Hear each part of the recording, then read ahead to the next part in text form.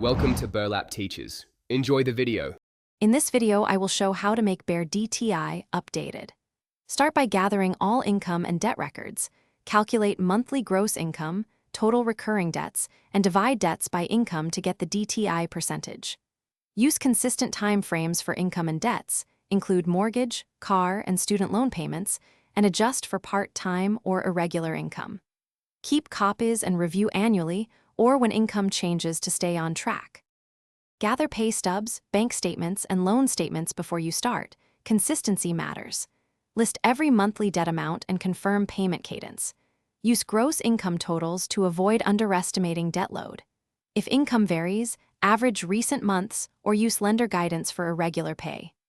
Record your assumptions and show math clearly so a lender or advisor can follow your work and provide accurate feedback.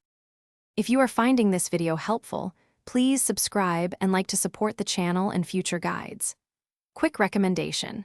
I like the simple path to wealth as a practical, calm take on money that pairs well with DTI planning and mindset shifts.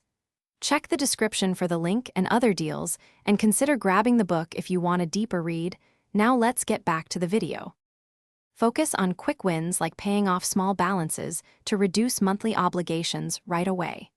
Consider consolidating high-interest debt into lower payments only when it lowers monthly required payments.